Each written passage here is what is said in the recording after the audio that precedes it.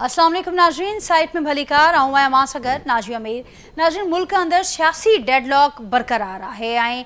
मुल्क अंदर सियासी इस्तेहकाम जो कोशिशूं आहिनि हिन वक्त ताईं को नतीजो न ॾेई सघियूं आहिनि। मुसलसल इन्हनि कोशिशुनि में नाकामी छो थिए पई, छा ही कोशिशूं संजीदा न आहिनि या मसलो कुछ बियो आहे, मामलो कुछ बियो ॿिए किथे अटकियल आहे, उन ते वरी गुफ्तगू कंदासीं। मूंखे ॼाण आहे त क़ौमी जेका डायलॉग वारी कमेटी आहे, जेका ॿधल आहे पाकिस्तान तहरीक इंसाफ जेके अॻूणा अॻवाना हुआ उन्हनि ते ॿधल आहे, उन पारां हिकिड़ी क़ौमी कॉन्फ्रेंस थिए पई ऐं उन क़ौमी कॉन्फ्रेंस में तहरीक तहफ़ुज़ आईन पाकिस्तान शिरकत खां इनकार कयो आहे। उनजा कारण ॿिए पिया ॿुधाइनि त अञा ताईं खेनि जेको ग्रीन सिग्नल इन में शिरकत लाइ या ॻाल्हियुनि खे अॻियां वधाइण जे लाइ पाकिस्तान तहरीक इंसाफ तरफ़ां घुरिबो हो, उहो खेनि न मिलियो आहे। जंहिंजे करे त हीअ जेके कोशिशूं थियनि पियूं, ही कोशिशूं छो को नतीजो न पियूं ॾियनि, हिन ते प्रोग्राम में फोकस कंदासीं। 9 जनवरी ते KP जे CM पारां सिंध जे दौरे जो ऐलान बि कयो वियो आहे, जंहिंखे वेलकम कयो आहे सिंध सरकार। पर ही दौरो कहिड़ा नतीजा ॾींदो, जेको बज़ाहिर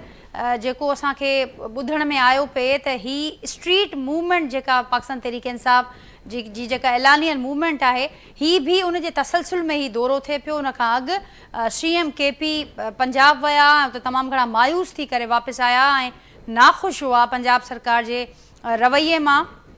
ऐं हाणे ही सिंध जो दौरो आहे त उते छा थियण वारो आहे। सिंध सरकार जेतोणीकि वेलकम करे पई, पर कहिड़ा मंज़र हूंदा उन सां गॾोगॾु नाज़रीन जीअं ज़िक्र कयो त ही मुख़्तलिफ़ वक़्तनि ते असां ॾिसूं पिया त एफर्ट्स जेतोणीकि नज़र अचनि पर उहे कामयाबु न पियूं थियनि। त छा हिन में रुकावट जेके हुकूमती शर्त साम्हूं अचनि पिया मुख़्तलिफ़ वक़्तनि ते, हाणे बि हुकूमत हिकिड़ो शर्त ॾिनो आहे त असांखे गारंटी वठी ॾियो बानी PTI जी, त उहा गारंटी केरु ॾींदो, ही मामला कहिड़े रीति अॻियां वधंदा या न वधंदा, उठ ही कहिड़े पासे वेहंदो, इन ते नाज़रीन सभिनी जो फोकस आहे। अॼु उन ते गुफ़्तगू कंदासीं। जेको पैनल मूंसां गॾु मौजूदु आहे उनजो तारो पाण सां कराईंदे सॼो प्रोग्राम में गुफ़्तगू जे लाइ मूंखे जॉइन कयो आहे पाकिस्तान पीपल्स पार्टी जा अॻूणा सेनेटर आहिनि ज्ञानचंद साहब, पाकिस्तान तहरीक इंसाफ जा अॻूणा MNA आहिनि लाल माली साहब, वीडियो लिंक ज़रिए मूंसां गॾु ॿई मौजूदु आहिनि। ऐं वफ़ाक़ी गवर्नमेंट जा नाज़रीन फेडरल गवर्नमेंट जा सिंध लाइ तर्जुमान आहिनि राजा अंसारी साहब, उहे पिणु मूंसां गॾु हिन प्रोग्राम में शरीक आहिनि। मां सभिनी खे भलीकार, मां सभिनी जी महिरबानी, मां गुफ़्तगू जे लाइ वक़्तु कढियो ऐं गुफ़्तगू जो आगाज़ कयां थी।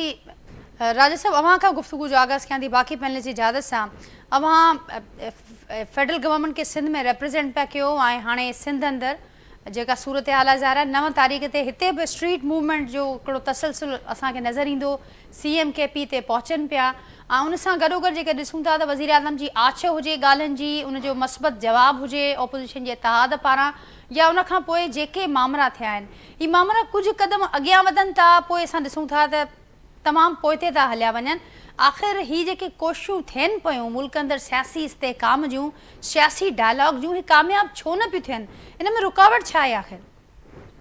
सभ खां पहिरीं त इहा ॻाल्हि मां सम्झां थो त पाकिस्तान जे हर शहरी खे इहा ॻाल्हि सम्झ में अचे थी त ही कोशिशूं इन करे कामयाबु न पियूं थियनि त फॉरेन फंडिंग तमामु वॾी तादाद में इन्वॉल्व आहे सॼे मामले में। ऐं जेके धुरियूं पाकिस्तान तहरीक इंसाफ खे फॉरेन फंडिंग कंदियूं रहियूं आहिनि, उन्हनि जा हिकिड़ा वेस्टेड इंट्रस्ट आहिनि पाकिस्तान खे डिस्टेबलाइज़ करण में, ख़ासि तौर ते इंडिया जा। ऐं पाकिस्तान तहरीक इंसाफ हिन वक़्तु पाकिस्तान जे अंदरि इंडिया जे प्रॉक्सी तौरु कमु पई करे त पाकिस्तान में डिस्टेबलाइज़ेशन हुजे, इंतिशार हुजे ऐं अफ़रा तफ़री जी पॉलिटिक्स हुजे। जॾहिं बि हुकूमत पेशरफ़्त कई ऐं हुकूमत जे वज़ीर आज़म मोहतरम शहबाज शरीफ़ साहब जॾहिं ऑफर कई त तव्हां जाइज़ मुतालबा खणी अचो, असां तव्हांजे सां ॻाल्हियूं करण लाइ तयारु आहियूं, तॾहिं ख़ुदि PTI जे अंदरां हिकिड़ो आवाज़ उथियो ऐं उन्हनि हिकिड़ियूं अहिड़ियूं शरारतूं शुरू करे छॾियूं त उन सां जेके हालात हुया उहे बजाए हिन जो डायलॉग जी तरफ़ वञनि बल्कि उहे पोइ इंतिशार जी तरफ़ विया। त कुझु धुरियूं पाकिस्तान तहरीक इंसाफ में आहिनि बशमूल बानी PTI जेके डायरेक्टली फॉरेन फंडिंग खां मुस्तफ़ीद थींदा रहिया आहिनि, त उहे पंहिंजे अकाउंट जे प्रॉक्सी तौरु कमु पिया कनि ऐं उहे उन खां बिटरे नथा करे सघनि छो जो उन्हनि पैसा वरिता आहिनि। सो इन करे हू डायलॉग कंदा, लाज़मी ॻाल्हि आहे डायलॉग हमेशह हल जी तरफ़ वेंदो आहे। टेबल ते सियासी क़ुवतूं वेहंदियूं आहिनि त उन मां हल निकिरंदा आहिनि ऐं पोइ पाकिस्तान अॻिते वधंदो, पाकिस्तान में तरक़ी थींदी, पाकिस्तान जी सियासी इस्तेहकाम जे करे पाकिस्तान में इन्वेस्टमेंट ईंदी। पर हू ईअं चाहिनि कोन था छो जो दुश्मन जो जेको एजेंडा आहे उहो इहो आहे त पाकिस्तान में इन्वेस्टमेंट न अचे, पाकिस्तान मुआशी तौर ते तरक़ी न करे। इन करे मां सम्झां थो त सभ खां वॾो जेको मसइलो आहे उहो इहो ई आहे त हू फॉरेन फंडिंग वठी करे पंहिंजे बैनुल अक़वामी अकाउंट जे प्रॉक्सी तौर ते कमु पिया कनि। अच्छा, असां हुननि खे हमेशह इहा ॻाल्हि कईसीं त बाबा तव्हांजा जेके बि जाइज़ मुतालबा हूंदा, हाणे जाइज़ मुतालबे जी डेफिनेशन इहा आहे त हर उहो मुतालबो जेको पाकिस्तान जी आइन ऐं कानून जी रोशनी में जाइज़ हुजे, जंहिंमें पाकिस्तान जो आइन बि इजाज़त ॾे ऐं कानून बि इजाज़त ॾे। हाणे हिननि जो जेको ज़िद आहे मुलाक़ातुनि जे हवाले सां, हिन जो मतिलबु आहे त उहे डिमांड था कनि त हिकिड़े क़ैदी जेको नाअहल ऐं सज़ाई याफ़्ता आहे उनखे सियासत जो हक़ु ॾिनो वञे। जॾहिं त हिननि पाण पंहिंजे मनपसंदि जजिस खां इहो फ़ैसिलो वरितो, सुप्रीम कोर्ट खां फ़ैसिलो वरितो, जॾहिं मियां नवाज़ शरीफ़ साहिबु जेल में हुया, त जेको क़ैदी नाअहल आहे ऐं सज़ाई याफ़्ता आहे उहो जेल में वेही करे सियासत नथो करे सघे। ऐं उहो फ़ैसिलो जॾहिं आयो त उन वक़्तु जो बानी पीटीआई जॾहिं उन वक़्तु वज़ीर आज़म हुयो त उहो टेलीविज़न ते वेही उन फ़ैसिले जी वाखाण पिए कई त ॾाढो सुठो फ़ैसिलो आहे ऐं उनजी दलीलूं बि ॾियनि पिया त इहो कीअं थो थी सघे त हिकिड़ो क़ैदी वेठो हुजे उहो सियासत करे कंहिं सूबे जा मामला हलाए। हाणे उहा जॾहिं टेबल टर्न थी आहे, साॻी सूरत हाल हाणे हुननि सां आहे त हाणे हू चवनि था हिन मुल्क में ॿ कानून हुजनि, हिकिड़ो आम क़ैदी जे लाइ ऐं हिकिड़ो ख़ासि तौर ते बानी पीटीआई जे लाइ। जॾहिं त हिननि सॼी ज़िंदगी चयो त असां हिन मुल्क में हिकिड़ो कानून हुजणु घुरिजे ऐं हाणे उहे ॿिनि कानून जी डिमांड था कनि, जेको मुमकिन न आहे। इन करे मां सम्झां थो त डेडलॉक असांजी तरफ़ां कोन्हे, असां अॼु बि चऊं था त तव्हां अचो, टॉक्स कयूं था, जाइज़ मुतालबा खणी अचो, सियासी धुर वांगुरु ॻाल्हायो, सियासतदाननि वांगुरु ॻाल्हायो त मोस्ट वेलकम। तव्हां दहशतगर्दनि वांगुरु ॻाल्हाईंदव, तव्हां दहशतगर्दनि जी सपोर्ट कंदव, तव्हां पाकिस्तान जे जेको दुश्मन मुल्क आहिनि उन जे एजेंडा ते हलंदव, त पोइ त तव्हां सां डायलॉग कोन थींदा, त रियासत हरकत में ईंदी, कानून हरकत में ईंदो ऐं कानून पंहिंजो रस्तो वठंदो। ठीकु, रियासती मौक़िफ़ त तमामु घणो वाज़े आहे। गुज़िरियल ॾींहुं जेका DGSPR जी प्रेस ब्रीफिंग हुई उन में हुन ॻाल्हि जो इज़हार कयो वियो त ज़ाहिर आहे पाक फ़ौज ॻाल्हियूं कोन कंदी, न ई कंहिं ॻाल्हियुनि वारे अमल जो हिसो बणिजंदी। इहो कमु सियासी माण्हुनि जो आहे, हुकूमत जो आहे ऐं उन्हनि खे ई इंगेज करिणो आहे। ऐं जीअं मां चयो त असां ॾिसूं पिया त मुसलसल हुकूमत इंगेज कोन पई करे सघे, जेतोणीकि एफर्ट्स थियनि पियूं, आछूं थियनि पियूं, मामला उते ई डेडलॉक जो शिकार था थी वञनि। अव्हां हिकिड़ो कारण ॿुधायो पिया त ही कारण आहे जंहिंजे करे हुकूमत पोइ हिते आहे, पर जेको ऑपोज़िशन जो इतिहाद हुजे या ख़ुदि PTI हुजे उनजो मौक़िफ़ तमामु घणो मुख़्तलिफ़ अचे पियो साम्हूं। उनजो मौक़िफ़ इहो अचे पियो त साज़गार माहौल कोन्हे। ही हुकूमत जेकॾहिं इन माइंड सेट सां, जंहिंजो इज़हार अव्हां बि कयो, इन माइंड सेट सां जेकॾहिं ॻाल्हियुनि जी आछ कंदी त पोइ ॻाल्हियूं कहिड़ी रीति अॻियां वधंदियूं। ज्ञानचंद साहिबु, अव्हां कुझु ऐड कंदो हिन में? अव्हां खे छा रुकावट नज़र अचे पई? अव्हां छा सम्झो पिया त जेको ही बदस्तूर हिकिड़ो सियासी डेडलॉक मुल्क अंदरि बरक़रार आहे ऐं एफर्ट्स बि थियनि पियूं, उहे एफर्ट्स असांखे नाकाम नज़र अचनि पियूं, उनजे पुठियां कारण छा आहे? हिकिड़ो कारण राजा साहब ॿुधायो आहे, उन सां एग्री कयो पिया अव्हां? ॾिसो, पाकिस्तान पीपुल्स पार्टी हमेशह डायलॉग ते ट्रस्ट कयो आहे, हमेशह चाहींदी आहे त केतिरा बि तलख़ मामलात हुजनि पर डायलॉग थियणु खपनि। ऐं उनजो इज़हार असांजे चेयरमैन बिलावल भुट्टो साहिबु तमामु बेनज़ीर साहिबा जी वरसी जे स्टेज तां कयो। पीपुल्स पार्टी हुई पंहिंजे कमिटमेंट्स ते हूंदी आहे, पर ही स्टेज अहिड़ो आहे जितां पार्टी जेकी बि ॻाल्हाईंदी आहे उहो हिकिड़ो सम्झो त उनजो पॉलिसी स्टेटमेंट हूंदी आहे, उन ते बीहंदी आहे। सो पीपुल्स पार्टी शुरू ॾींहं खां चाहे थी ऐं चवंदी रही आहे। जॾहिं इमरान खान इक़्तिदार में हो तॾहिं बि पीपुल्स पार्टी जी ख़्वाहिश हुई त नून लीग ऐं PTI पाण में वेहनि ऐं ॻाल्हाइनि। जॾहिं हाणे नून लीग इक़्तिदार में आहे त पीपुल्स पार्टी न सिर्फ़ु ॻाल्हियूं करणु चाहे थी, पर पीपुल्स पार्टी उन में पंहिंजो किरदारु बि अदा करे सघे थी।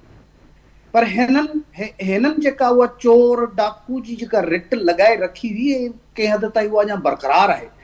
पहिरीं ॻाल्हि त ॻाल्हियूं शुरू थियण में उहा रुकावट आहे। माहौल तॾहिं सुठो थींदो या ख़राबु थींदो जॾहिं आम्हां साम्हां वेंदा।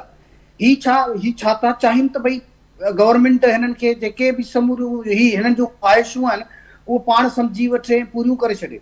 त ज्ञानचंद साहिब, हुकूमत जा बि त शर्त साम्हूं अचनि पिया, कॾहिं शर्त माफ़ी जा अचनि पिया, हाणे वरी नओं शर्त आहे त पहिरियां का गारंटी ॾिनी वञे बानी PTI जी, ऐं उन गारंटीअ खां पोइ ॻाल्हियुनि जे लाइ को माहौल ठहंदो।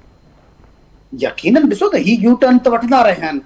गारंटी त जेके ॻाल्हियूं सिर्फ़ु पाण में वेही ॻाल्हाइण जे लाइ त न हुजनि न, ॻाल्हियूं बामक़सद ॻाल्हियूं थियनि। उन लाइ PTI जो जेको चेयरमैन आहे उहो उन्हनि ॻाल्हियुनि खे बैकअप कंदो, जेको तव्हां जीअं ॿुधायो त ख़ुदि हिननि जो ई जेको इतिहाद आहे तहफ़्फ़ुज़ जे आइन, उन्हनि बि चयो आहे त असां ते अञा ताईं गो अहेड जो या असांखे का अथॉरिटी न आहे।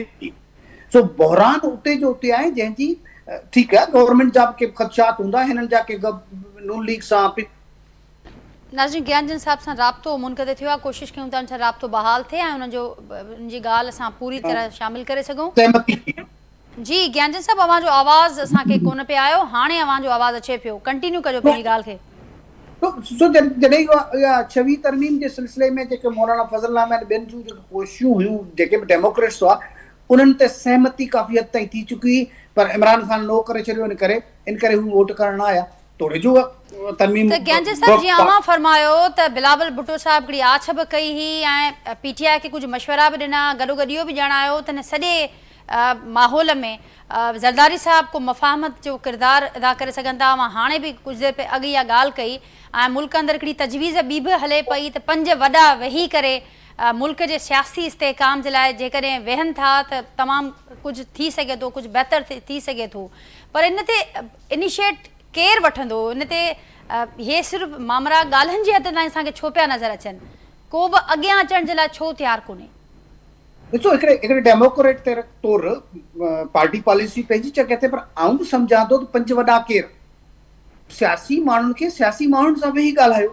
सियासी माण्हू जेकॾहिं पाण में कंहिं बि मामले ते पहुचनि था त पोइ एस्टेब्लिशमेंट बि बैक फुट्स ते हली वेंदी। उन्हनि जो जेको आर्मी जे जेके घर हो या ॿियूं जेके उन्हनि जूं तरसीबात हुयूं, उन्हनि ते जेके हमला थिया, उन्हनि ते बि ॻाल्हाइणो पवंदो। पर घटि में घटि डायलॉग जी शुरूआत त थिए, नियत सुठी रखी डायलॉग त कजनि न। ही ज़रूरत बि हिननि खे आहे जेके अपोज़िशन में वेठा आहिनि, हिननि जो ई लीडर जेल जे अंदरि आहे, हिननि जो ई लीडर जिन खे सज़ाऊं थी चुकियूं आहिनि। हाणे त डायलॉग जे ज़रूरत अपोज़िशन खे वधीक जेतिरी गवर्नमेंट खे कोन्हे। उनजे बावजूदि बि गवर्नमेंट सां वेठल जेके असां उनजा अलाइज़ आहियूं, उहे चाहियूं था त मुल्क में इंतशार ख़तमु थिए, पर गारंटीज़ जी यकीनन ॻाल्हि थी अचे जेकॾहिं हिननि जी केरु गारंटी ॾींदो त इहे ॻाल्हियूं तय करे, फ़ैसिला करे, पाण रिलीफ्स वठी, सभु कुझु करे पछाड़ी में हुन सां यू टर्न वठंदा। ही त उहे माण्हू आहिनि जेके पंहिंजे इक़्तिदार जे दौर में ॻाल्हाइण लाइ बि तयारु कोन आहे। हिते गवर्नमेंट बि ऑफर्स पई ॾे, गवर्नमेंट खे असीं जेके ठीक ज्ञानचंद साहब, तो हाणे कंहिंजी गारंटीअ ते हुकूमत राज़ी थींदी? मां पाण चयो पिया त पीटीआई वारा त यूटर्न जे हवाले सां मशहूर आहिनि, जी सुञाणप ठही वई आहे, त हाणे केरु गारंटी ॾींदो पीटीआई तरफ़ां या जेको नओं शर्त साम्हूं आयो आहे हुकूमत जो, जंहिंखां पोइ हुकूमत उन ते राज़ी थींदी या को अहिड़ो माहौल जोड़ींदी ॻाल्हियुनि जे लाइ? उन लाइ मुख़्तलिफ़ ऑप्शन्स अची सघनि था, पर घटि में घटि ओपन फोरम्स ते या बैकडोर चैनल्स ते बि हिक ॿिए सां पीटीआई ॻाल्हाइण शुरू करे, बानी पीटीआई जेको चवे त भई असां जे तरफ़ां तयारु आहे, घटि में घटि हिननि जा जेके इतादी आहिनि उहे बि इहा ॻाल्हि कनि त भई हाणे जेको पीटीआई जो जेको चेयरमैन साबिक़ा उहो क्लियर आहे डायलॉग जे मामलनि ते। जॾहिं ख़ुदि हिननि जा जेके इतादी आहिनि उन्हनि खे बि ख़दशात आहिनि त ॿिया त सभु असीं हिननि जा ॾंगियल आहियूं न, उहे कीअं हिननि ते ट्रस्ट करे सघूं था? ख़तर खां के न के शयूं अचणु खपनि साम्हूं जेके पीटीआई जे तरफ़ वञनि थियूं। हिते त डायलॉग शुरू थी वेंदा, नतीजा खेज़ थींदा न थींदा त उहे ॻाल्हियुनि में कहिड़ियूं शयूं हिननि जूं डिमांड्स थियूं अचनि या हिननि ही छा था चाहिनि, कीअं कानून ऐं आइन जे अंदरि पॉसिबल आहिनि न आहिनि, ऐं तंहिंखां पोइ अॻिते हली ही हिकिड़ी जमहूरी सियासत कंदा। उन में इहा गालम गलोच खां वठी हिक ॿिए ते हमला करण जी जेका आहे, जीअं अॻे नून लीग ऐं पीपल्स पार्टी में हूंदो नेट चार्टर ऑफ डेमोक्रेसी जो, तंहिंखां पोइ हिननि कुझु कंहिं हद ताईं हिक ॿिए सां कोऑपरेट करण शुरू कयो। ज्ञानचंद साहब, जवाब वठूं था लाल माली साहब खां। लाल साहब, छा चवंदो अव्हां के ख़ातिर ख़्वाह कदम खणणा पवंदा? राजा साहब खे मां ॿुधो, ज्ञानचंद साहब खे मां ॿुधो, ॼाणाइनि पिया त एहतजाज ऐं डायलॉग गॾु नथा हली सघनि। ताजा ॾिसो, सभ खां पहिरीं त हिननि पंहिंजी ख़्वाहिश जो इज़हार कयो आहे त पीपल्स पार्टी ऐं नवाज़ लीग सम्झनि था त हिननि खे चोर, डाकू, माफ़िया न चयो वञे, त यकीनी तौर ते पाकिस्तान जी जेका सियासत आहे, पाकिस्तान में जो अवाम सम्झे थी, उहो हिननि खे मोस्ट करप्ट हुकूमत, मोस्ट करप्ट पार्टियूं सम्झे थी। इहो रुगो असीं न, पर इहो बिलावल भुट्टो या पीपल्स पार्टी या ज़रदारी साहब जेको आहे उहो नवाज़ लीग खे चवंदो रहियो आहे, या नवाज़ लीग जेका आहे ज़रदारी साहब खे अली बाबा ऐं चाली चोर जेके आहिनि उहो उनजो लक़ब उन्हनि ॾिनो हुयो। सो हाणे ही असां खां एक्सपेक्ट कनि था त ही जो पाण में ठही विया आहिनि त असीं हिननि खां ठही ऐं हिननि खे जेको आहे देवता जो दर्जो ॾेई छॾियऊं, त त इहो पाकिस्तान असांजी कहिड़ी हैसियत आहे, इहो पाकिस्तान जी अवाम आहे जिन्हनि खे मुस्तरद कयो ऐं हू इहो दर्जो नथा ॾियणु चाहिनि। ही असांखे पीपल्स पार्टी ज्ञानचंद साहब हींअर ॻाल्हि कई त यू टर्न वठनि था, त ॾिसो यू टर्न हाणे तव्हां ॿुधायो कंहिं वरितो आहे? कि अली बाबा चाली चोर चवण वारनि वरितो आहे, या हुननि वरितो आहे जिन चयो त हिन जे कंध में सरियो आहे, मोदी का जो यार है वो गद्दार है, ये बिलावल भुट्टो साहब ये नारा हया हा। अॼु हिक ॿिए खे चमड़िया वेठा आहिनि त यू टर्न जेके हिननि वरिता आहिनि उहे तारीख़ी आहिनि ऐं पंहिंजे मुफ़ादनि ख़ातिर ही कुझु बि करे सघनि था, चाहे उहो 1971 वारी इलेक्शन खां पोइ मुल्क जो टुटणु हुजे या कुझु बि हुजे।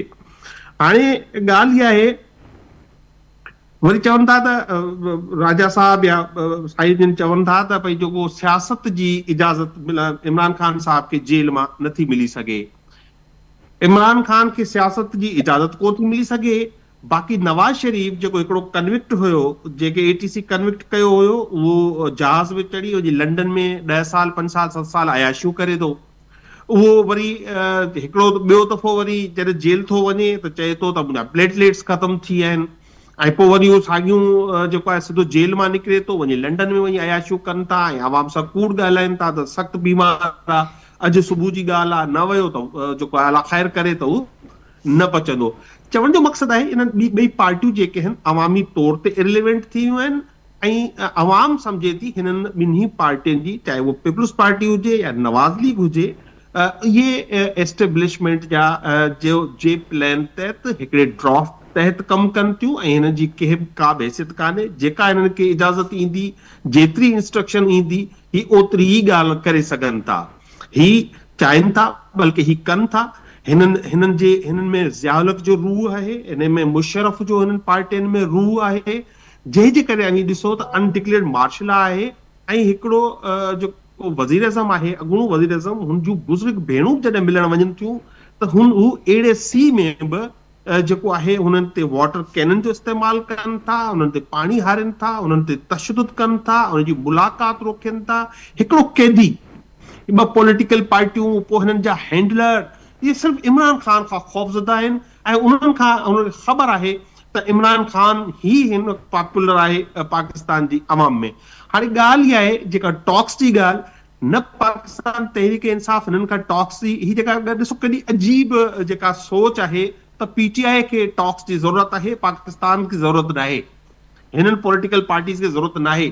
छाकाणि हिननि जो जेका रिपोर्ट आई IMF ॾिनी त गुज़िरियल 2 सालनि में 5,300 अरब रुपयनि जी जेका आहे करप्शन थी वई, त ज़ाहिरी ॻाल्हि आहे ही सम्झंदा हिननि खे कहिड़ी ज़रूरत आहे, ही त हुकूमत हलाईंदा रहंदा।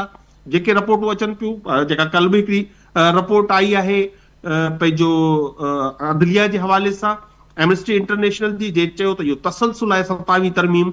असीं इहा बैन अवी ॻाल्हि थिए थी पई, इहा न आहे त सिर्फ़ु PTI ॻाल्हि थी करे, उन्हनि बि चयो आहे त अदलिया खे ग़ुलाम बनाइण जी इहा हिकिड़ी कोशिश आहे जेको कॉन्स्टेंट आहे ऐं 27वीं तरमीम उनजो नतीजो आहे। त ही ॻाल्हि ॿोल खे बि सम्झनि था त को असांखे ज़रूरत आहे, पॉलिटिकल स्टेबिलिटी आहे। तव्हां भला ॿुधायो, जे कम लाइ ही चवनि था असीं आयासीं पाकिस्तान जी इकोनॉमी खे स्टेबल करण ऐं मज़बूत करण लाइ, त ही ज्ञानचंद साहब जो जेको लीडर आहे पंहिंजो बिलावल साहब, हुन त लाड़काने पंहिंजी तक़रीर में चयो त बाबा इहा पाकिस्तानी अवाम इहा ॻाल्हि क़बूल ई कोन थी करे त पाकिस्तान जी इकोनॉमी को बहितर थी आहे। त जॾहिं इकोनॉमी तव्हां बहितर कोन करे सघिया आहियो, तव्हां वटि बेरोज़गारी में इज़ाफ़ो थी वियो आहे, तव्हांजो गुज़िरियल महीने 20% ताईं एक्सपोर्ट घटिजी वई आहे, सिर्फ़ु जेका पॉलिटिकल स्टेबिलिटी आहे उहो रुगो ऑपोजिशन जी ज़रूरत कोन्हे। इन वक़्तु मुल्क खे दरपेश जेके बि चैलेंजिस आहिनि, जेके बि मामला मसला आहिनि, ज़ाहिर आहे उनजो हल पॉलिटिकल स्टेबिलिटी में लिकल आहे। ऐं ज़ाहिर आहे वक़्त जी हुकूमत खे सियासी पार्टियुनि खे एंगेज करणो हुजे, मुल्क अंदरि पॉलिटिकल स्टेबिलिटी आणी हुजे, उन्हनि जी ज़िम्मेवारी बि आहे, फ़र्ज़ बि आहे ऐं उन्हनि खे उनजी ज़रूरत बि आहे। इन ॻाल्हि खां त को इनकार नथो करे सघे। पर लाल साहब, हाणे ज़ाहिर आहे इन शइ खां बि इनकार मुमकिन कोन्हे त ही ऑपोजिशन जी बि त ज़िम्मेवारी बणिजे थी त ही जिन चैलेंजिस खे अवां ॼाणायो पिया थिए त उहे बहितर थियनि, मुल्क जा मसइला हल थियनि ऐं उन में हिकिड़ी स्टेबिलिटी वारो माहौल हुजे। त ही जेके PTI ते मामला अचनि पिया साम्हूं, त माज़ी में अंदरि ईअं थींदो रहियो आहे त U-टर्न वारा मामला बि रहिया आहिनि, ॿियूं शयूं बि रहियूं आहिनि। त हाणे ॻाल्हि गारंटी ते अची बीठी आहे ऐं इहो बि ॼाणायो पियो वञे त के ख़ातिर ख़्वाह स्टेप्स हुकूमत जो इशारो उन पासे ॾांहुं बि आहे त जेके एहतजाज जी कॉल्स नाजिया पीटीआई तरफ़ां ॾिनी वई उन वापसि वठंदी पीटीआई जी हिकिड़ो जी ॻाल्हि इहा आहे न पाकिस्तान तहरीक इंसाफ खे हिन नाअहल चोर करप्ट हुकूमत खे गारंटी ॾियण जी ज़रूरत आहे, न ही पीटीआई को हिननि सां डिमांड कई आहे, न ही पीटीआई हिननि सां डायरेक्टली ॻाल्हि ॿोल करण लाइ तयारु आहे। पाकिस्तान तहरीक इंसाफ टीटीएपी जो हिसो आहे, टीटीएपी खे पूरो इख्तियार ॾिनो आहे पाकिस्तान तहरीक इंसाफ महमूद चौधरी साहब खे, मौलाना अब्बास नासिर साहब खे त हुकूमत सां ॻाल्हि कनि ऐं पीटीआई उन्हनि ॻाल्हियुनि खे मुकमल तौर ते सपोर्ट कंदी। हाणे जेकॾहिं ॻाल्हियूं नथा करणु चाहिनि ऐं बहानेबाज़ी करणु चाहिनि था त हिननि जी जेका आहे हिननि जी का मजबूरी हूंदी, ही किथां इंस्ट्रक्शंस वठंदा हूंदा। त लाल साहब जेका क़ौमी कॉन्फ्रेंस थिए पई टीटीएपी इन करे शिरकत न पई करे जो ॼाणाए पई त असांखे पीटीआई तरफ़ां उन पासे न को पॉजिटिव रिस्पॉन्स न मिलियो आहे। नाजिया हिकिड़ो मिनट मुंहिंजी ॻाल्हि कंप्लीट थियण ॾियो जी त ही जेकॾहिं ॻाल्हाइण चाहिनि था त ॻाल्हि ॿोल शुरू कनि, टीटीएपी सां ॻाल्हि ॿोल शुरू कनि ऐं असां छाजी गारंटी ॾियूं, असां छाजी गारंटी ॾियूं, असां त तव्हां खां कुझु घुरूं ई नथा, असां न तव्हां खां कोई भीख घुरी आहे त तव्हां इमरान ख़ान खे आज़ाद कयो, असीं था चऊं था आइन खे बहाल करियो, जमहूरियत मुल्क में बहाल करियो, इंसानी हुकूक बहाल करियो, इहो टीटीएपी चए थी। इन में तव्हांखे कहिड़ी गारंटी जी ज़रूरत आहे? बाबा बहाल करियो न, इहो पाकिस्तानी अवाम जो हक़ आहे, इन में तव्हांखे कहिड़ी गारंटी जी ज़रूरत आहे? हाणे जेका तव्हां ॻाल्हि था कयो नेशनल डायलॉग जी, त हू केरु थो करे? को पॉलिटिकल पार्टी आहे?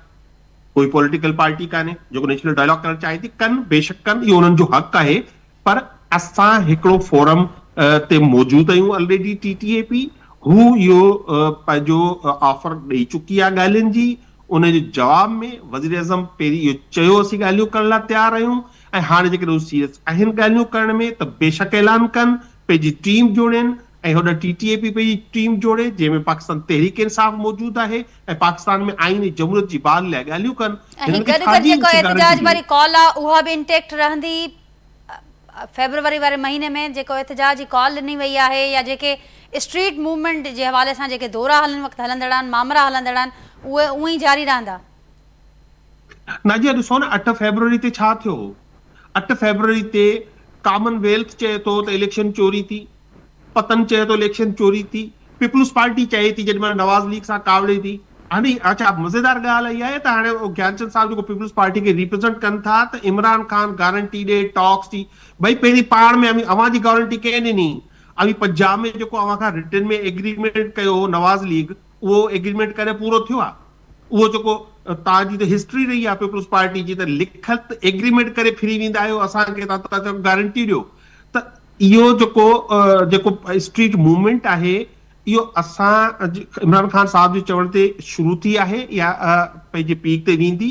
इहो आहे बेसिकली इन ई ॻाल्हियुनि लाइ। जेकॾहिं सुबुह जो मुल्क में चवनि था असीं आइन था बहाल कयूं, अदलिया था बहाल कयूं, असीं जमहूरियत था बहाल कयूं, त ज़ाहिरी ॻाल्हि आहे असांजी स्ट्रीट मूवमेंट उन लाइ आहे, पर हिकिड़े तरफ़ी ॻाल्हियूं कोन था कनि त ॿिए तरफ़ त असीं जेको हिन जे आसरे में वियूं ऐं हिन जी सोच इहा आहे त इहो को अपोज़िशन जी ज़रूरत आहे त असीं घर में त न वेह थी पीटीआई, ज़ाहिरी ॻाल्हि आहे हुनजी हिकिड़ी पंहिंजी स्ट्रेटेजी आहे। ठीकु लाल साहब, मुंहिंजी ॻाल्हि खे अॻियां वधाईंदसि। राजा साहब छा रिस्पॉन्ड कंदो हिकिड़े माइंडसेट जो इज़हार? अवां ॿुधायो त कीअं ॾिसे पई हुकूमत पीटीआई खे, ऐं ज्ञानचंद साहब जेको इज़हार कयो त ही जेके ॻाल्हियूं थियण, जेकॾहिं ॻाल्हियूं थींदियूं या जेके जंहिंजो माहौल ठाहिण जी कोशिशि थिए पई, इहे ॻाल्हियूं हुकूमत जी न ऑपोज़िशन जी ज़रूरत आहे। लाल साहब खे मां ॿुधो सम्झां त जेकॾहिं ही माइंडसेट ऐं ही सोच आहे हुकूमत जी, त पोइ ॻाल्हियूं थियण या उन मां के नतीजा निकिरण जी कहिड़ी उमेद रखिजे? ॾिसो हाणे तव्हां लाल माली साहब जूं ॻाल्हियूं ॿुधियूं जी, ऐं जेके ॻाल्हियूं लाल माली साहब जे अंदाज़ में कनि पिया या पीटीआई इन अंदाज़ में जेकॾहिं ॻाल्हियूं करे पई, त इन सां उन्हनि जी मुज़ाकरात ऐं डायलॉग में केतिरी संजीदगी आहे उन जो अंदाज़ो सभु लॻाए सघनि था जेके ॿुधनि था। हाणे इशू इहो आहे त हिन वक़्तु पाकिस्तान तहरीक इंसाफ़ ख़ुदि हिकु बंदि घिटीअ में पहुची चुकी आहे ऐं हिन वक़्तु डायलॉग जी ज़रूरत उन्हनि खे आहे, बल्कि असां सम्झूं था त डायलॉग जे लाइ पिननि पिया असां खां। ऐं हिननि खे ॾिसो, हिननि जो जेको सभ खां वॾो बयानिया हुयो शुरू में, हिननि चयो था चोर डाकू जेके बि आहिनि हिननि सां मुज़ाकरात न कंदासीं, असां एस्टेब्लिशमेंट सां मुज़ाकरात कंदासीं। हे त DGISPR जी प्रेस कॉन्फ्रेंस खां पोइ हिननि जो रुख़ तब्दील कयो आहे। हिननि खे ख़बर पइजी वई त हाणे मूड हुते ठीकु न आहे, उहो असां सां ॻाल्हाइण लाइ तयारु न आहिनि।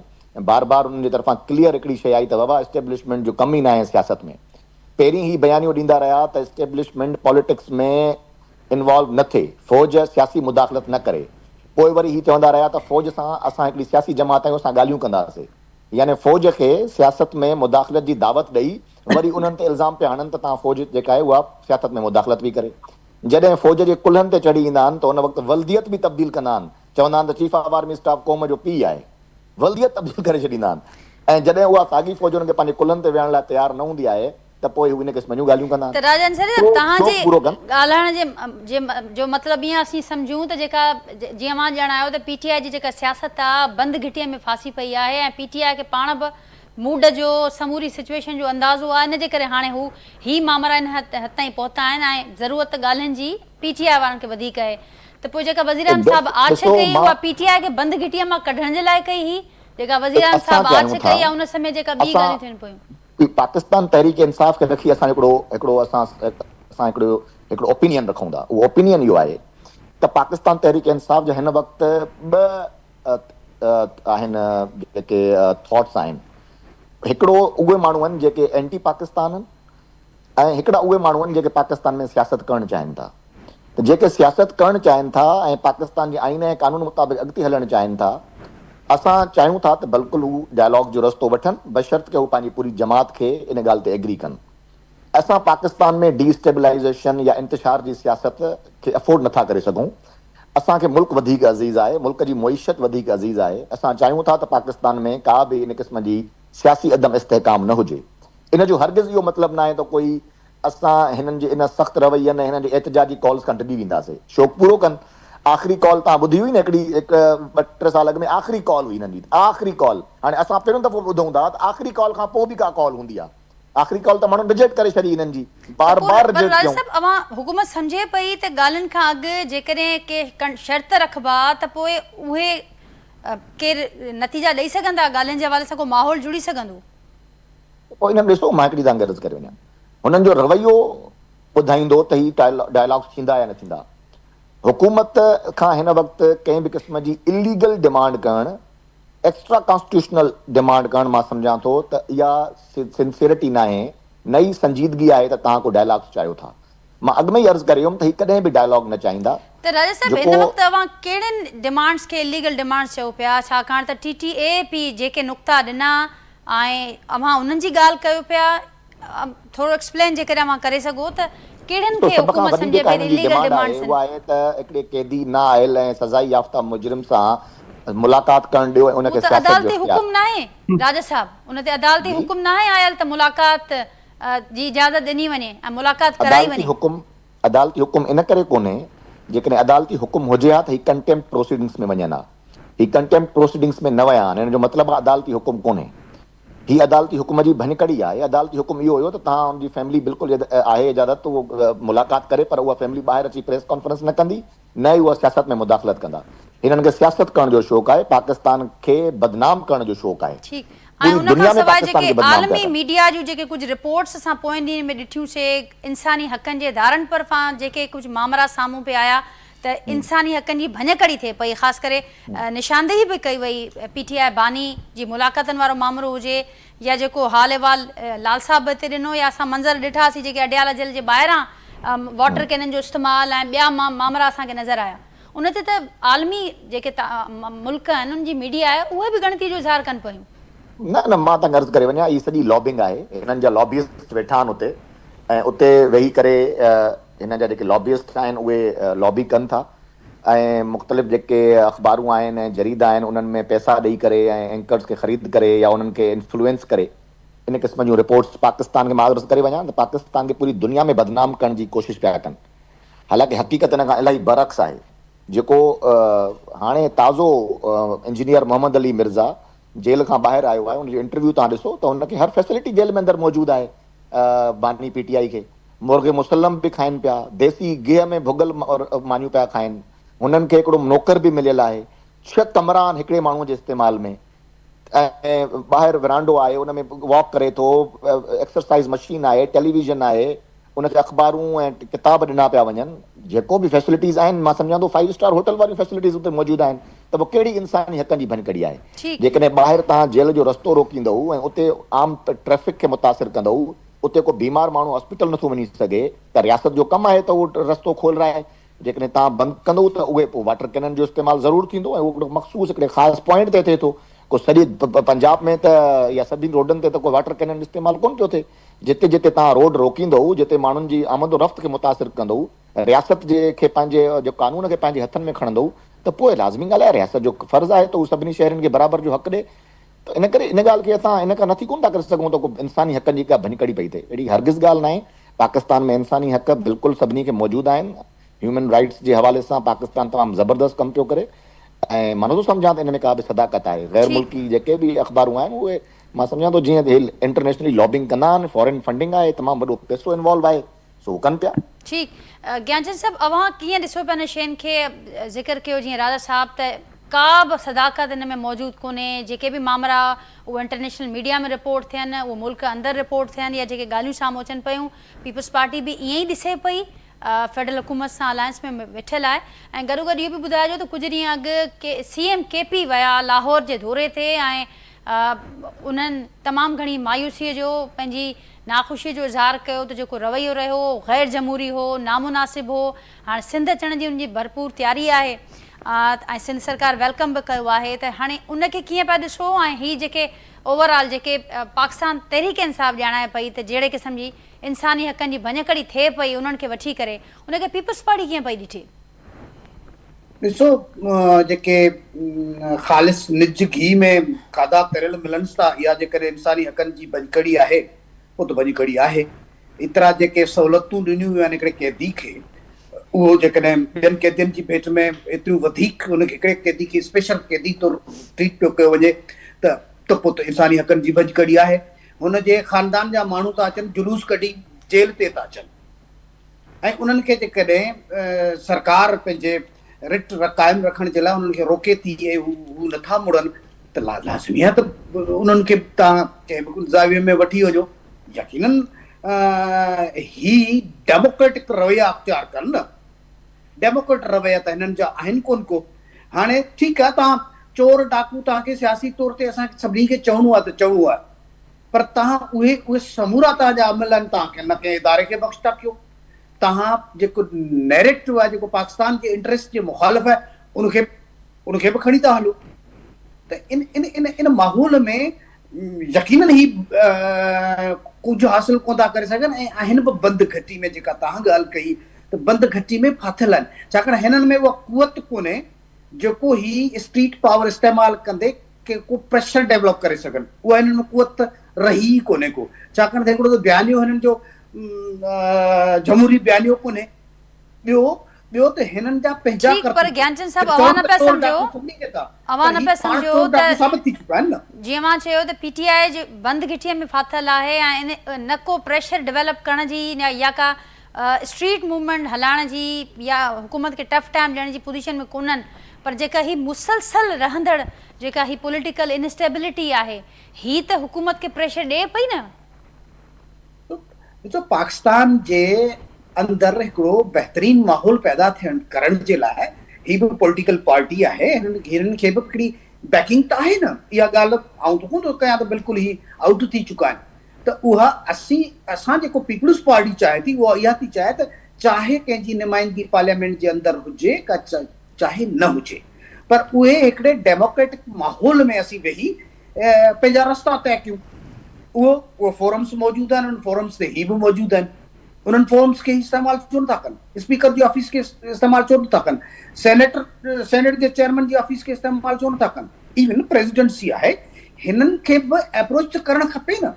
असांजा मैसेजिस जेके असां पंहिंजे जलसनि में या किन फोरम्स तां वञनि था, उन्हनि जो जेकॾहिं इहो जवाबु ईंदो त तव्हां वञी ॻाल्हायो महमूद खान अचकज़ई सां, छा इहो PTI जो ॻाल्हियुनि जी टेबल ते वेहण जो रवैयो आहे? ठीकु, ज्ञान साहब, फेयर इनफ। इहो जवाब वठूं था लाल साहब खां त रेलेवेंट फॉरम्स जो इस्तेमालु छो न पियो थिए। CM KP जो जेको सिंध जो दौरो आहे, उनखे कीअं पई ॾिसे पीपल्स पार्टी? छा चवंदो आहे? सिंध सरकार जो त वेलकम कयो आहे। ॾिसो, आउं सम्झां थो त सिंध सरकार जेकॾहिं हू जमहूरी तरीक़े सां ईंदो, उहा ॿोली जेका गंडापुर ॻाल्हायो, उहा ॿोली जेका हाणे ही CM उते ख़ैबर पख्तूनख्वा में वेही ॻाल्हाए थो, या हिते का कंहिं बि क़िस्म जी फितनेबाज़ी पैदा करण जी कोशिशि न कंदो, त हुनखे स्मूथली इजाज़त ॾिनी वेंदी। हिननि जा जेके एहतजाज जूं कॉलमूं थियूं अचनि उन में हिननि जा माण्हू अचनि था नथा अचनि, पर सिंध गवर्नमेंट उन में किथे हिननि गड़बड़ कई आहे त उहा ॿी ॻाल्हि आहे, अदरवाइज़ हिननि खे इजाज़त ॾिनी आहे ऐं मिठी में बि चयो आहे हिननि जा एहतजाज थींदा आहिनि, करे पुलिस हुननि खे तंग कोन कयो आहे। सो इन नमूने सां जिते पुरअमन तरीक़े सां कनि था उते सिंध गवर्नमेंट कंहिं बि माण्हू खे पुरअमन एहतजाज खां रोकींदी कोन। पंजाब खां माहौल मुख़्तलिफ़ नज़र ईंदो जेकॾहिं ही रवैया मुस्बत रखंदा त सिंध गवर्नमेंट हुननि खे मुस्बत ई ट्रीट कंदी। लाल साहब छा चवंदो आहे? जी राजा, सबका पहिरीं त ॾिसो सीएम केपीके सिंध जो दौरो करे रहियो आहे, उहो कराची ऐं हैदराबाद में मुलाक़ातूं कंदो, पर जेका तव्हां ॻाल्हि कई आहे पीपल्स पार्टी जे हवाले सां, त पीपल्स पार्टी वॾी वाज़े आहे। हिकिड़ी ॻाल्हि त घणो कुझु त हुननि जे हथनि में आहे कोन, ही सिर्फ़ु हुकम जा ग़ुलाम आहिनि हींअर। जेका हिननि ॻाल्हि कई आहे, नासिर शाह साहब ॻाल्हि कई त असीं हुनखे वेलकम कंदासीं, असीं अकोमोडेट कंदासीं, त हाणे इहा हक़ीक़त आहे या रुगो मुनाफ़क़त, उहो इन ॻाल्हि मां साबित थी वेंदो त अॼु ई पाकिस्तान तहरीक इंसाफ़ उन स्टेटमेंट खे वेलकम कंदे हिकिड़ी दरख़्वास्त ॾिनी आहे त असीं हिकिड़ो जलसो करणु चाहियूं था 11 तारीख़ ते मज़ार क़ाइद ते, उनजी इजाज़त ॾिनी वञे। जेकॾहिं पीपल्स पार्टी में थोरो ई कोई जमहूरियत जी का इक़दार बची हूंदी, का क़दर बची हूंदी, का थोरो ई एहसासु हूंदो त जमहूरियत में इहो माण्हुनि जो हक़ हूंदो आहे त उहे जलसा कनि, उहे गॾु थियनि, उहो राइट टू असेंबल आहे जेको पाकिस्तान जो आइन ॾिए थो, त उहो उन्हनि खे इजाज़त मिलंदी। जेकर इजाज़त नथी मिले तॾहिं बि असीं पंहिंजो स्ट्रीट मूवमेंट पंहिंजे स्टाइल सां, जीअं असां पंजाब में बि कई आहे, हिते बि कंदासीं, ऐं इंशाल्लाह सिंध जो अवाम जेको आहे हिन जी बैड गवर्नेंस जे करे, ख़ासि तौर ते पीपल्स पार्टी जी इन चोरी जे करे, करप्शन जे करे, ही सिंध जेका आहे सरदारी निज़ाम ऐं दाड़ियुनि जे हवाले करे छॾी आहे, उन्हनि जे करे, हिननि ड्रग्स जे करे, जो ई पंहिंजो कराची खां वठी ऐं डीपले ताईं जेको इहो हर जगह ते मंशियात जो विकिरो थिए थो पियो, उनजे ख़िलाफ़ माण्हू हाणे तंग अची विया आहिनि पीपल्स पार्टी खां, ऐं हू चाहिनि था त हर सूरत में इमरान खान आज़ाद थिए, पाकिस्तान तहरीक इंसाफ़ हिन मुल्क जो वागू संभाले। जेसि ताईं ॾिसो इहो तव्हां सवेर ॻाल्हि कई, ॾिसो ही नई त इमरान खान सां मुलाक़ात लाइ अक़वाम मुतहदा चयो आहे, उनजे स्पेशल रेपोर्टर चयो आहे त इहो टॉर्चर आहे, मुलाक़ात कोन थी कराई वञे, उनखे ई क़बूल कोन था कनि। ही इस्लामाबाद हाई कोर्ट जे हुकम खे क़बूल कोन था कनि, ऐं बिल्कुलु असीं कंटेप्ट में वियल आहियूं। राजा साहब थोरो दुरुस्तगी करे, असीं कंटेप्ट में आहियूं, पर जेके अदालतूं तव्हां ठाहियूं आहिनि, जिन जे जज जेके हाणे आइनी अदालतुनि जा जेके जज आहिनि, उहो ज़रदारी साहब ऐं शहबाज शरीफ साहब लॻाया आहिनि, त उहो असांखे इंसाफ़ ओड़ो ई मिले थो। पर वक़्तु थोरो घटि आहे, मूंखे इहो बि ज़रूरु ॿुधाइजो, जीअं मां ॻाल्हि कई त बिल्कुलु जेको दौरो आहे सिंध जो असां ॾिसंदासीं, ऐं जेके पीपल्स पार्टी सिंध सरकार जेको फ़िलहाल वेलकम वारी ॻाल्हियूं करे पई, उहो बि असांखे नज़र ईंदो, पर हिकिड़ी तनक़ीद बि थिए पई के सीएम केपी जे हवाले सां, ख़ासि करे सूबे खे वठी करे। गुज़िरियल ॾींहुं DGISP आहे जेका प्रेस कॉन्फ्रेंस कई, उन में ॼाणायो वियो त 80% जेके दहशतगर्दी जा वाक़िया थिया साल 2025 में, उनजो निशानो ख़ैबर पख्तूनख्वा बणियो। उन्हनि इहा बि ज़िक्र कई त ख़ैबर पख्तूनख्वा में ही जेके वाक़िया थिया, सियासी जेको माहौल हो तमामु घणो साज़गार रहियो, उनजे करे बि हिकिड़ो कारण इहो बि आयो साम्हूं, जंहिंजे करे एतिरे वॾे तादाद में वाक़िया थिया। ऐं ख़ुदि जेका दहशतगर्दी ख़िलाफ़ु जंग आहे, उन जंग ख़िलाफ़ हिकिड़ी मख़सूस पार्टी आहे ख़ैबर पख्तूनख्वा जी, पाकिस्तान तहरीक इंसाफ़ तरफ़ ई निशानदेही कई वई त जेका मुख़ालिफ़ बणियल आहे ऐं उहा हिक पेज ते न पई बीहे, जंहिंजे करे मामला मुतासिर पिया थियनि। जीअं प्रेस कॉन्फ्रेंस जी तव्हां ॻाल्हि करियो पिया, उन में जेका ॿोली ॻाल्हाई वई आहे उहो इंतहाई अफ़सोसनाक आहे। जेको CM KPK जो आहे, उहो हिकिड़ो चूंडियल चीफ मिनिस्टर आहे, 4 करोड़ अवाम जी नुमाइंदगी करे थो, उनजे ख़िलाफ़ अहिड़े क़िस्म जी ॿोली इस्तेमालु न थियणु घुरिजे। जेसि ताईं दहशतगर्दी जी ॻाल्हि आहे, इहो दहशतगर्दी असांजी हुकूमत में अचण खां इवन तव्हां ॾिठो 2008 में त असांजी हुकूमत कान हुई, उन वक़्तु पीपल्स पार्टी जी हुकूमत आई, उन वक़्तु ताईं बि स्वात ताईं जेके आहिनि दहशतगर्द पहुची चुका, इस्लामाबाद घणो परे कोन हो। पर ॼाणायो वञे त ही वक़्तु सियासत जो न आहे। CM KP जी अवां न पिया सम्झो त हिन वक़्तु जेको ही माहौल आहे या जेके हालतूं आहिनि, उन में प्रेज़ेंस पंहिंजे सूबे अंदरि हुजणु या उतां जा मसइला हल करणु, उहो आइनी घुर्ज बि आहे, ऐं जेको मैंडेट उते मिलियो आहे अवाम पारां, उनजी डिमांड बि आहे। ॾिसो, एलिफेंट इन द रूम छा आहे, जॾहिं तव्हां वटि हुकुमरानी चोर हूंदा, जेको अवाम जो मैंडेट चोरी करे ईंदा, जेके हक़ हुकुमरानी न आहे, जेके अवामी नुमाइंदा न आहिनि, त तव्हांजा मसइला बि हल न आहिनि थियणा। तव्हां जो जेको इहो जेको प्रेस कॉन्फ्रेंस जी जेका तव्हां ॻाल्हि कई, असांजो उन जो मौक़ुफ़ इहो आहे त गुज़िरियल 20 जेके ऑपरेशन थी चुका आहिनि, जेको पीटीआई जो मौक़ुफ़ आहे उन में का बि जेका बहितरी न अची सघी आहे। उन जी छा वजह आहे? ये ऑपरेशन त इंटेलिजेंस बेस्ड ऑपरेशन थियनि था पिया, ये मुसलसल ऑपरेशन हलनि था पिया, पर को बि ख़ातिर ख़्वाह नतीजो न निकितो आहे। इन खे जेका हुतां जी जेका अवाम आहे, हुतां जी जेका केपीके जी पीपल्स पार्टी आहे, केपीके जी नवाज़ लीग आहे, केपीके जी पीटीआई आहे, हिननि सभिनी वेही केपीके असेंबली में हिकिड़ो जरगो कयो। असांजो मुतालबो इहो आहे त उन्ही खे इम्प्लीमेंट कयो वञे, ऐं जॾहिं तव्हां केपीके जी अवाम जी ॻाल्हि खे जॾहिं इम्प्लीमेंट ई न कंदव त पोइ तव्हां पंहिंजी तवजो हटाइण लाइ उन्हनि शयुनि ते तव्हां मुख़्तलिफ़ ॻाल्हियूं करे ठीक सघो लाल था। साहब, राजन सारी का जवाब था वठूं। राजा साहब, फाइनल अमां जो कमेंट वठंदमि तो मुख़्तसिर छा चवंदो आख़िर में? ॾिसो, सूरत हाल इहा आहे त हिन मुल्क जे अंदरि हाणे इहो फ़ैसिलो करणु मां सम्झां थो सभिनी सियासी जमातुनि खे इहो फ़ैसिलो करिणो पवंदो त हीउ मुल्क आइन ऐं कानून मुताबिक़ हलंदो या ही मुल्क इंटरनेशनल एजेंडा जे मुताबिक़ हलंदो। त मां अॻु में बि हिकिड़ी ॻाल्हि चई वियुमि त जॾहिं पाकिस्तान तहरीक इंसाफ़ जी हुकूमत जॾहिं अदम एतमाद जे नतीजे में घर भेड़ी थी, उन वक़्तु पाकिस्तान तहरीक इंसाफ़ सॼी पाकिस्तान जे अवाम खे इकठो कयो ऐं उन्हनि खे चयूं त असांजी हुकूमत अमरीकी साज़िश जे ज़रिए ख़तमु थी आहे।